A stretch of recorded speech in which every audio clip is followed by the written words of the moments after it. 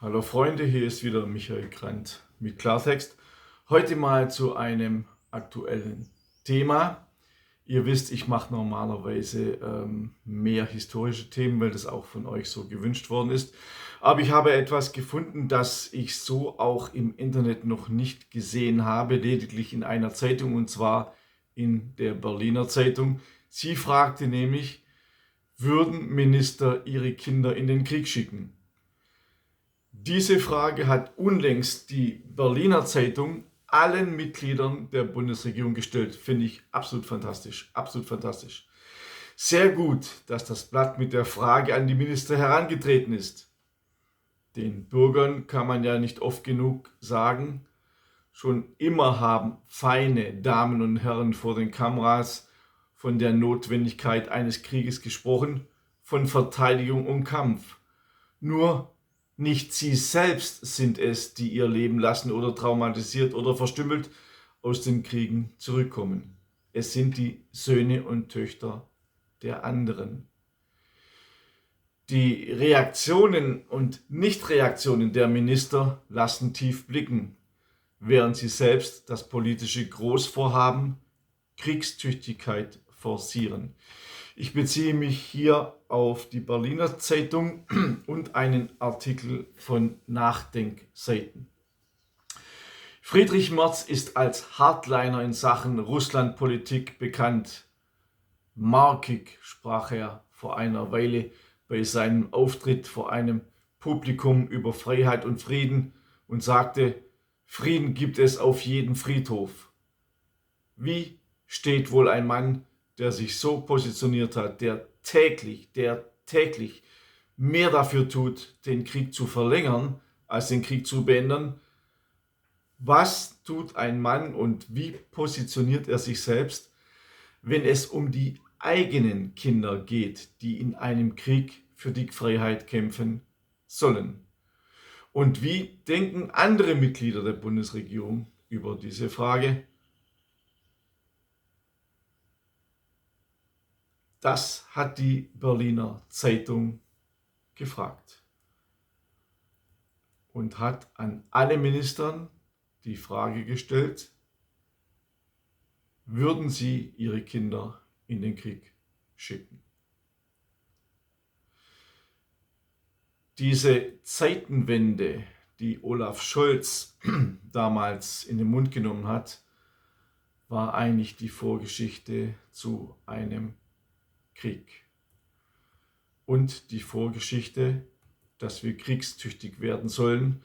Und seither hören auch die kriegsgeilen Politiker und kriegsgeilen Medien nicht auf, uns täglich in das Hirn zu hämmern, dass Russland der Feind ist, dass Russland uns angreifen will und dass wir in unmittelbarer Gefahr sind. Das ist genauso wie vor jedem anderen Krieg, dass man die Menschen einschwört. Auf die Frage der Berliner Zeitung, würden sie ihre Kinder in den Krieg schicken, folgt das, was sich die Politik immer wieder bei kritischen Anfragen erlaubt. Ein kläglicher Tanz um die Frage herum, Antworten ohne zu antworten. Die Pressestellen der Politik verstehen sich darauf. Die Berliner Zeitung berichtet, das Kanzleramt habe mitgeteilt, dass sich Merz im Interview bei Pina Atalay geäußert habe. Die Zeitung merkt an, ich zitiere, tatsächlich sagte er dort auf die Frage, empfehlen Sie Ihrem Enkel den Wehrdienst?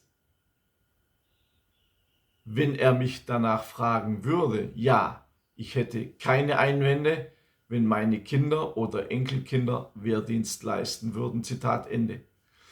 Die Berliner Zeitung hakte nach, doch auf ihre Frage, ob er auch für richtig hielte, wenn seine Kinder im Kriegsfall etwa in einen Konflikt mit Russland kämpfen müssten, antwortete der Kanzler nicht. Wir alle wissen, keine Antwort ist auch eine Antwort. Dass auf diese zentrale Frage von jener Person,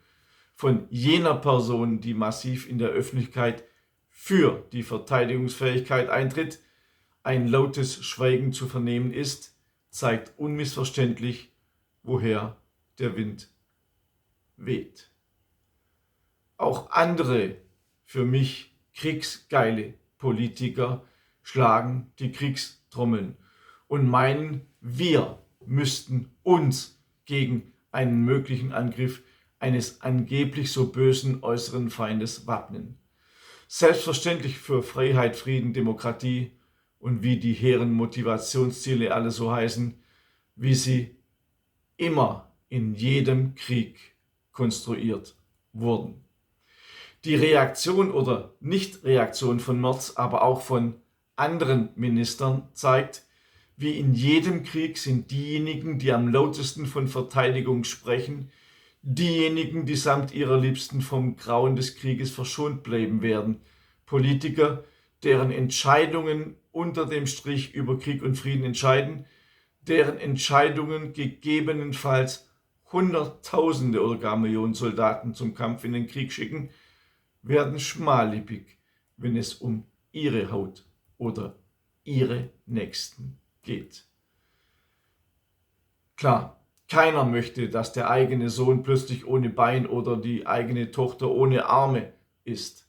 Allerdings diese Politiker, die zur Kriegstüchtigkeit aufrufen, die aufrüsten, die am langen Ende möglicherweise sogar den Verteidigungsfall ausrufen, verfügen als Weichensteller über Privilegien, über die normalen Bürger nicht verfügen.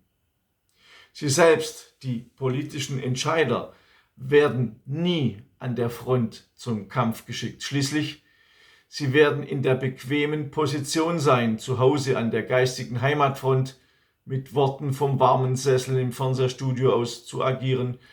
Und während die Söhne und Töchter der Gemeinbürger vielleicht sogar per Los zum Wehrdienst eingezogen werden sollen und im Ernstfall ohnehin ran müssen, verfügen Politiker über Mittel und Wege, den eigenen Nachwuchs in Sicherheit zu bringen. Die Antworten der Minister lassen erkennen, ihre Kinder durften kaum zu den Unglücklichen zählen. Boris Pistorius, der ebenfalls zu den Hardlinern der Russlandpolitik zählt, beantwortet die Frage gleich gar nicht. Die Berliner Zeitung schreibt, ich zitiere, auf die persönliche Haltung von Minister Boris Pistorius zum möglichen Einsatz der eigenen Kinder ging das Haus, also das Verteidigungsministerium, nicht ein. Zitat Ende. Innenminister Alexander Dobrindt ließ mitteilen, dass er sich zu Fragen, die sein privates Umfeld betreffen, grundsätzlich nicht äußert. So die Zeitung. So einfach kann man sich es natürlich auch machen. Arbeitsministerin Bärbel Baas wollte kein Zitat beisteuern und Justizministerin Nina Warken ebenso nicht. Einzig Bildungsministerin Karin Prien ließ sich auf die Frage ein und redete etwas davon, dass es sich lohne, unsere Freiheit zu verteidigen. Von ihren beiden Söhnen habe sich einer entschieden, den Wehrdienst zu leisten. Ob sie dann auch in einen Einsatz gehen würden, entscheiden sie zunächst einmal selbst, so Prien. Ist die liberale Demokratie in Gefahr, braucht es eben auch den Mut der Jugend, so die Ministerin weiter in der Berliner Zeitung. Die Antwort von Prien ist nicht für überzeugend, sondern für mich auch politisch erwartbar. Im Netz findet sich eine Aussage, die angeblich von dem russischen General Alexander Lebed stammen soll. Sie lautet, ich zitiere, lassen Sie mich eine Kompanie aus den Kindern der Elite rekrutieren und der Krieg wird an einem Tag vorbei sein. Zitat Ende. Für dieses Video danke ich noch einmal der Berliner Zeitung für ihre Frage. Ich danke auch den Nachdenkseiten und dem Kommentar, aus dem ich zitiert habe. Und ich möchte noch einmal darauf hinweisen, dass ich über den Beginn, den Ausbruch und die Hintergründe des Krieges zweimal publiziert habe. Und zwar einmal Schlachtfeld Ukraine und einmal Schlachtfeld Deutschland. Beide Publikationen sind ungefähr 270 Seiten, enthalten wiederum Hintergrundinformationen über den gesamten Krieg, auch hier groß großflächig gemacht. Und diese beiden Publikationen könnt ihr kostenlos erhalten auf info@konservative.de. In der Beschreibung verlinke ich das noch einmal. Denkt bitte auch an meinen Newsletter, der jede Woche kommt, der auch zeitgeschichtliche Themen bringt. Unter www.michaelgrant.de könnt ihr ihn kostenlos abonnieren. Denkt auch noch einmal über dieses Video nach, ob Minister ihre Kinder in den Krieg schicken würden oder nicht. Ich würde in keinen Krieg meine Kinder schicken wollen. Ich wünsche euch alles Gute. Bis zum nächsten Mal. Euer Michael Grant.